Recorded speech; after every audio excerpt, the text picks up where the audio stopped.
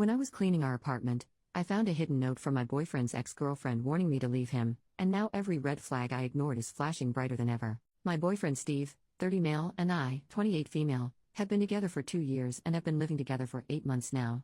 I was cleaning our apartment when I found a note in the back of a cabinet. For context's sake, I'll copy it below. Dear Steve's future girlfriend, I know it's you reading this because he'd never clean back here. I'm putting this here because I'm leaving him soon and want to warn you about him. 1. He will not clean. 2. He will not listen. 3. He will make everything feel like it's your fault. It's not your fault, he's just an incompetent man. I'm leaving him, I suggest you do the same. Best wishes, Natalia. I read the note and brought it to show to him and hear his response. He immediately ripped it up and said not to listen to it, that she was crazy and untrustworthy. I told him that the fact that he hasn't found it in the 5 years since they broke up is a red flag to me because it does mean he's never cleaned back there and that he has been cleaning less and less since I moved in. He told me that it wasn't a problem before the note, this is just his ex continuing to manipulate and ruin his life and I was letting it work. We continued to argue along the same lines and I eventually left to spend the night at a friend's place.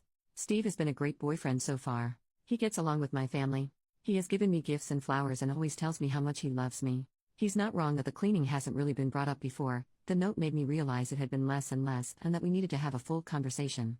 He texted me afterwards saying he's sorry that I felt like I had to leave but that it's a jerk move for me to take a note over our 2-year relationship and to leave him and our pets alone. I don't know what to do or what to believe right now. I'm contemplating trying to find and reach out to Natalia. Her name in real life is pretty unique so I think I could find her. Steve thinks I should come back home and let it go, that his past shouldn't affect our future.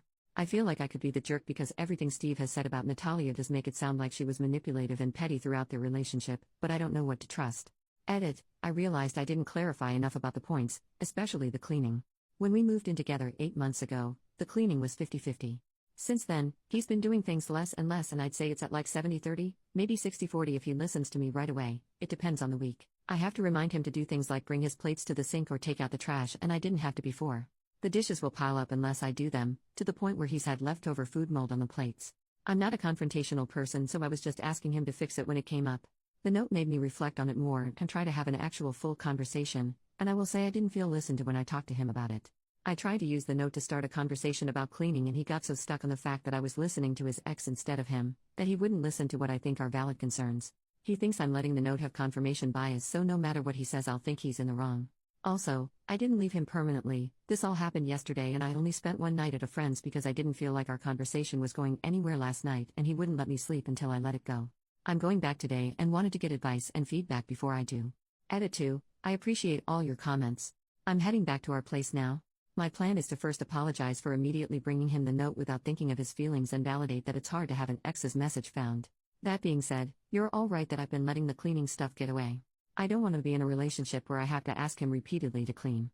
It was pointed out to me that he should have cleaned the shelves during his move from his ex's place. The fact that it hasn't been touched in 5 years is forcing me to take the note seriously. I don't want to throw away 2 years so I am going to ask him to come up with some clear cleaning expectations with me and designated chores. I will make it clear that cleaning is absolutely a deal breaker for me.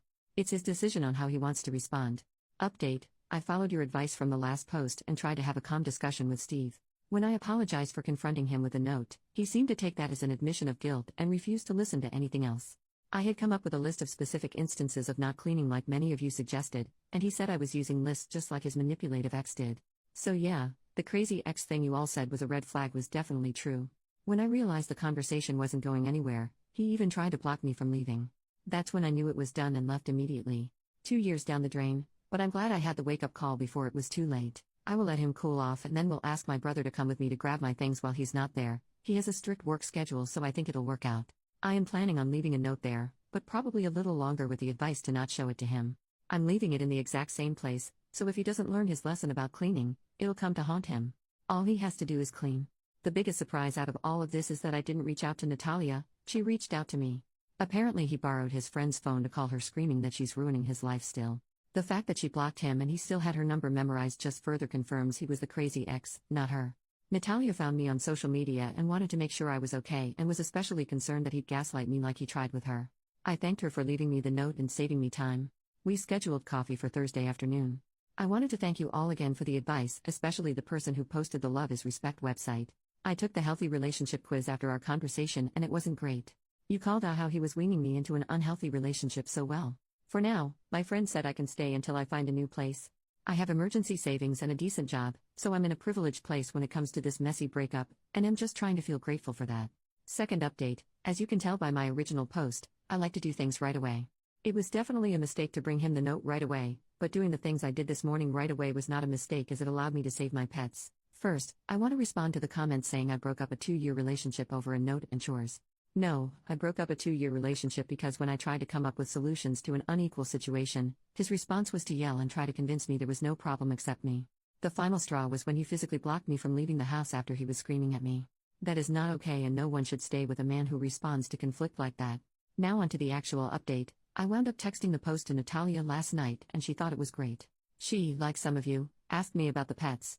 For context, one of the things Steve and I connected on was our love for little creatures. It's why I thought he was such a great guy, because if he could take such intricate care of his lizard, he could do the same with me. I was very wrong. He has one lizard he bought before me, and then we bought 2 frogs together.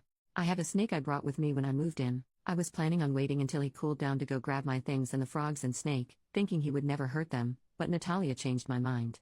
She said he could get destructive when he's mad and was concerned about the safety of my little guys.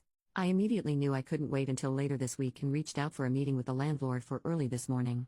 I wound up FaceTiming with Natalia last night and we had a long discussion. Natalia is a lawyer and told me that in our state, landlords are required to let me get out of the lease I signed in cases of domestic violence.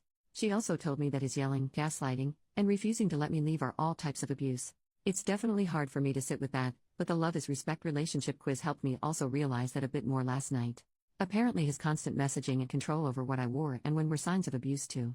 Anyway, this morning Natalia volunteered to come talk to the landlord with me alongside my brother.